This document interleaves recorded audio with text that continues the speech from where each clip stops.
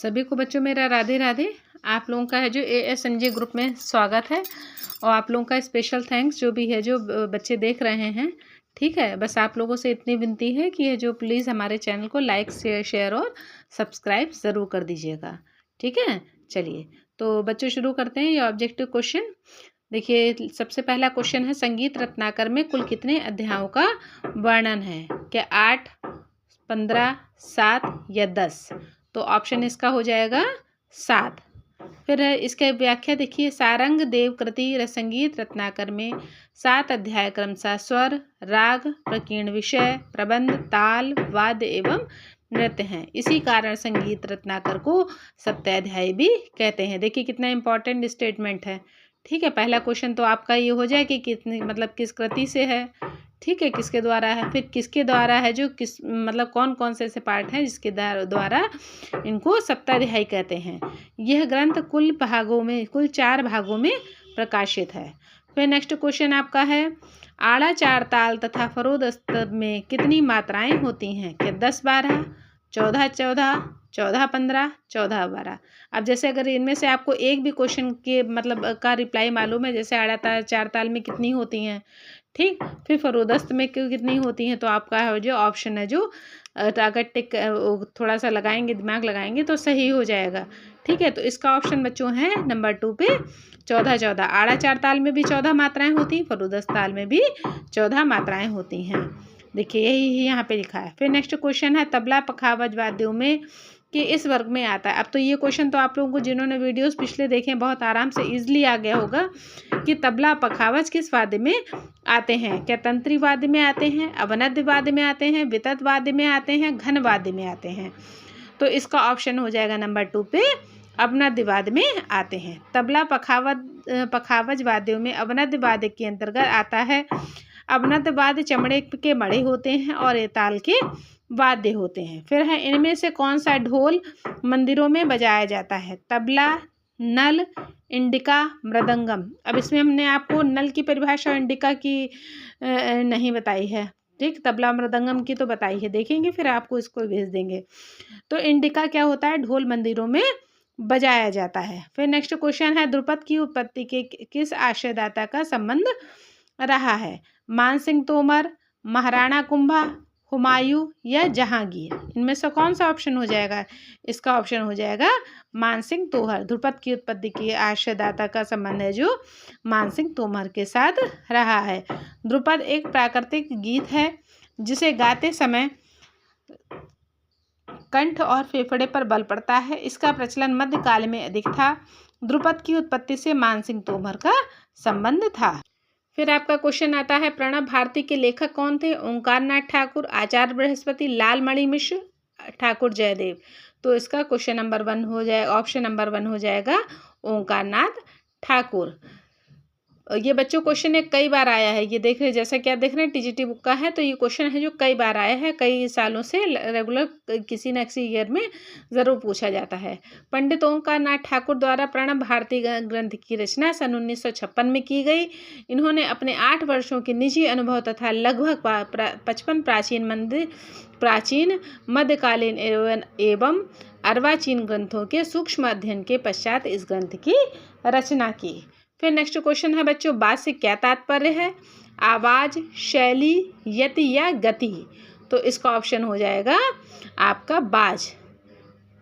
बाज की तात्पर्य शैली से है। ठीक है, तो बाज का तात्पर्य काहे से है? शैली से है। फिर भरत ने कितने रसों का वर्णन किया है? तो ऑप्शन इसका क्या है? 8, 4, 12 या 13? तो ऑप्शन इसका नंबर 1 पे हो जाएगा 8। भरत ने कुल 8 रसों का वर्णन किया है। ये 8 रस निम्न हैं: श्रृंगार पहला, दूसरा हास्य, तीसरा करुण, चौथा रौद्र, 5वां वीर, भयानक, विभत्स और जुगुप्सा। ये सब चीज़ आप लोगों ने है जो हिंदी में भी आपने जब रस पढ़े होंगे तो ये भी सब आपने पढ़ा होगा। फिर देखिए, इनमें से कौन सी संस्था या केंद्र संगीत से संबंधित नहीं है? स्पिकमैके, संकल्प, उत्तर क्षेत्र सांस्कृतिक केंद्र या यूनेस्को? अब जैसा कि आप लोग है जो नाम से ही समझ गए होंगे कि जो यूनेस्को है ये आपकी है जो संगीत से संबंधित नहीं है संस्था। यूनेस्को एक अंतर्राष्ट्रीय संस्थान है जो संयुक्त राष्ट्र संघ का एक अंग है। यह केंद्र संगीत संस्था से संबंधित नहीं है। शेष अन्य स्पिक में के संकल्प और उत्तर क्षेत्र सांस्कृतिक केंद्र केंद्रीय संगीत से संबंधित हैं। फिर नेक्स्ट क्वेश्चन आपका आता है यदि प्रस्तार ताल के अंतर्गत इससे संबंधित है। क्या संबंधित है? आवर्तन, 10 प्राण, झूलनापरन, ये सभी। तो इसका ऑप्शन आपका हो जाएगा 10 प्राण। जैसा कि ताल से संबंधित है तो 10 प्राण ही होंगे। फिर यदि प्रस्तार ताल 10 प्राण ताल के अंतर्गत आते हैं तो ताल हर संगीत में पाया जाता है। इसी ताल के 10 भाग होते हैं जिन्हें 10 प्राण कहते हैं या तल 10 प्राण भी कहा जाता है। जैसे अगर 10 प्राण ना बोले तो ये तल 10 प्राण भी है जो आ सकता है। फिर है टप्पा का जनक किसे माना जाता है? वाजिद अली शाह, रामनिधि गुप्ता, तानसेन या शोरी मियाँ। तो इसका ऑप्शन हो जाएगा बच्चों नंबर 4 पे शोरी मियाँ। टप्पा के जनक शोरी मियाँ माने जाते हैं। ऐसा प्रचलित है कि टप्पा गायन शैली का आरंभ पंजाब से ऊंट तक सवार चलने वाले कबीलों से के लोकगीतों से हुआ है। ठीक। फिर देखिए पूर्वी थाट के स्वरों के मध्यम तीव्र के स्थान पर शुद्ध कर देने से इस थाट के स्वर बनते हैं। तोड़ी, भैरव, मारवाई या काफी। तो इसका ऑप्शन हो जाएगा भैरव। पूर्वी थाट के मध्यम तीव्र किसी स्थान पे शुद्ध अगर कर देंगे तो इसका है जो थाट आपका बन जाएगा भैरव। ठीक। पूर्वी थाट के स्वरों में मध्यम तीव्र के स्थान पर शुद्ध कर देने से इस थाट के भैरव स्वर बन जाते हैं। भैरव राग गंभीर प्रकृति का राग है और इसकी उत्पत्ति भैरवी थाट से हुई है। इस राग का गायन समय प्रातः काल का है। फिर देखिए चार ताल, सूल ताल, तीव्र ताल इत्यादि में गाई जाने वाली गायन शैलियाँ कौन सी हैं? बड़ा ख्याल, ठुमरी, ध्रुपद या चतुरंग। तो इसका ऑप्शन हो जाएगा नंबर 3 ध्रुपद। तो चार ताल, सूल ताल, तीव्र ताल इत्यादि में गाई जाने वाली शैली ध्रुपद कहलाती हैं। इस गायन शैली में भक्ति रस, वीर रस, शांत रस तथा श्रृंगार रस की प्रधानता रहती है। किसी ताल के पूरे ठेके को बार बार बजाने को एक बार बजाने को क्या कहते हैं? अगर किसी ताल का पूरा ठेका अगर एक बार बजाया जाएगा तो उसे क्या कहा जाएगा? टुकड़ा, आवर्तन, मुखड़ा, तारपरन। तो इसका ऑप्शन हो जाएगा नंबर 2 पे आवर्तन। किसी ताल के पूरे ठेके को एक बार को बजाने को आवर्तन कहते हैं, जबकि किसी गायन के एक भाग को गाने को मुखड़ा कहा जाता है। फिर क्वेश्चन है संधि प्रकाश राग किस समय बजाए जाते हैं? अब देखिए कितना इंपॉर्टेंट है। देखिए क्वेश्चन प्रातःकाल 4 से 7, सायंकाल 4 से 7, प्रातःकाल तथा सायंकाल दोनों ही 4 से 7 या प्रातःकाल तथा सायंकाल 3 से 6। अब जैसा कि आप जानते हैं संधि प्रकाश राग है जो मतलब किस समय से है जो गाया था, इसकी एक वीडियो बना देंगे क्योंकि कुछ बच्चे कुछ कंफ्यूज भी हो जाते हैं इसमें। ठीक है। अब देखिए इसका ऑप्शन नंबर क्या हो जाएगा? 4 प्रातःकाल तथा सायंकाल। संधि प्रकाश राग प्रातःकाल तथा सायंकाल 3 से 6 बजे तक बजाए जाते हैं। संधि प्रकाश का अर्थ होता है वह रोशनी जहाँ पर रात और दिन मिलते हैं। इस राग के उदाहरण हैं राग ललित, ठीक, और है जो कि है जो भोर में गाया जाता है, राग श्री जो कि रात्रि में गाया जाता है। फिर है ताल जिस स्थान से प्रारंभ होती है तो उसे क्या कहते हैं? मतलब जिस स्थान से शुरू होती है, क्या सम कहते हैं, विषम कहते हैं, अतीत कहते हैं या अनाघात कहते हैं? तो इसका ऑप्शन नंबर 1 हो गया बच्चों सम। ताल जिस स्थान से प्रारंभ होती है उसे सम कहते हैं। ताल एक निश्चित मात्राओं के बंधा और उसे उपयोग में आए जाने वाले बोलों के निश्चित वजन को कहते हैं। मात्रा किसी भी ताल के न्यूनतम अवयव को कहते हैं। फिर देखिए क्वेश्चन नंबर 4 नेक्स्ट है आपका क्वेश्चन तबला या पखावा संगतकर्ता को गायक के किस ओर बैठना चाहिए? देखिए ये भी एक इम्पॉर्टेंट बात है कि गायक के सामने बैठना चाहिए, गायक के पीछे, गायक के दाईं ओर या गायक के बाईं ओर। तो इसका ऑप्शन नंबर 3 हो जाएगा गायक के दाईं ओर। ठीक है। मतलब तबला पखावा जो भी संगत कर रहा है, जैसे सिंगिंग एक साइड में सिंगर बैठा है या बैठी है और तो तबला अगर है जो बजा रहा है तो उसे किस साइड में बैठना चाहिए? तो गायक के दाईं ओर।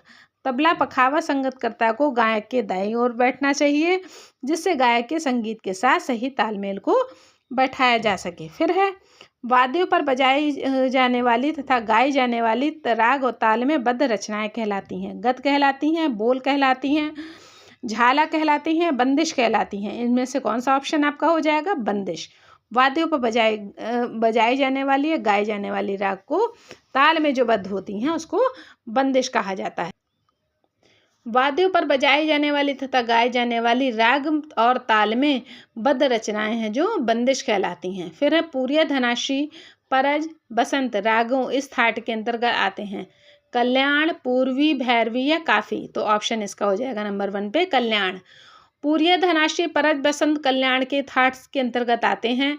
राग शुद्ध कल्याण में आरोह के राग भूपाली और अवरोह में राग यमन के स्वर प्रयुक्त होते हैं। फिर नेक्स्ट क्वेश्चन है, संगीत प्रवीण उपाधि डिग्री जो होती है वो किस स्थान द्वारा परीक्षा उत्तीर्ण होने पर दी जाती है। मतलब जो संगीत प्रवीण की उपाधि है, जो मतलब कर लेता है, तो उसकी जो डिग्री होती है किस संस्थान द्वारा उत्तीर्ण होने पर दी जाती है। गांधार विद्यालय, प्राचीन कला केंद्र, प्रयाग संगीत समिति या में से कोई नहीं। तो इसका ऑप्शन बच्चों होता है प्रयाग संगीत समिति। संगीत प्रवीण उपाधि डिग्री जो होती है प्रयाग संगीत समिति संस्थान द्वारा परीक्षा उत्तीर्ण होने पर दी जाती है। देशराज मेजर डॉक्टर रंजीत सिंह, स्वर्गीय बैजनाथ सहाय और स्वर्गीय सत्यानंद जोशी द्वारा 1926 में महाशिवरात्रि के दिन पर स्थापित प्रयाग संगीत समिति भारत ने संगीत के अभ्यास के प्रसार और प्रमाण के लिए भारत में संगीत के अभ्यास और प्रसार के लिए प्रमुख है। देखिए कितना इंपॉर्टेंट क्वेश्चन है, ठीक है। और इसे कितने सारे स्टेटमेंट मिल गए कि कहाँ से उपाधि मिलती है, ठीक, और किसके किसके द्वारा ये चालित हुई, किस सन पे हुई, ठीक, और किस उस पे दिवस पे हुई, ठीक। फिर नेक्स्ट क्वेश्चन, सितार का जाफर खानी बाज किससे प्रचलित किया। उस्ताद विलायत खान, हालिम जाफर खान, इलियास खान, शाहिद परवेज खान। तो इसका ऑप्शन हो जाएगा सितार का जाफर बाज हलीम जाफर खान ने प्रचलित किया, ऑप्शन नंबर 2। फिर है धूमकेतु मूलतः किस वाद्य के बोल हैं, नकारा, ढोलक, तबला या पखावज। तो इसका ऑप्शन क्या हो जाएगा बच्चों, पखावज। क्यों, क्योंकि धूमकेतु के जो बोल होते हैं वो खुले बोल के होते हैं। धूमकेतु बोल मूलतः पखावज वाद्य का बोल है। यह उत्तर भारतीय शैली का ढोलक है। यह मृदंग के आकार प्रकार का परंतु सबसे छोटा, उससे कुछ छोटा है। अमीर खुसरो पखावज बजाते थे। फिर नेक्स्ट है नाना साहब पानसे किस वाद्य से संबंधित हैं, तबला, पखावज, ढोल या मृदंगम। तो इसका ऑप्शन हो जाएगा नंबर 2 पे पखावज। जो नाना साहब पानसे थे वो है जो पखावज वाद्य से संबंधित थे, यही इसमें चीज लिखी है। फिर देखिए शास्त्रीय संगीत किस विधा से में होरी विषयक संगीतों को बजाया जाता है। ये क्वेश्चन तो हमने आपको कई बार बताया है कि वह जो मतलब है जो होरी में है जो किसका वर्णन होता है, ध्रुपद, ठुमरी, धमार, ख्याल। तो इसका ऑप्शन नंबर 3 हो जाएगा धमार। शास्त्रीय संगीत में धमार विधा में होरी विषयक गीतों को बजाया जाता है। धमार का जन्म ब्रजभूमि के लोक संगीत में हुआ है।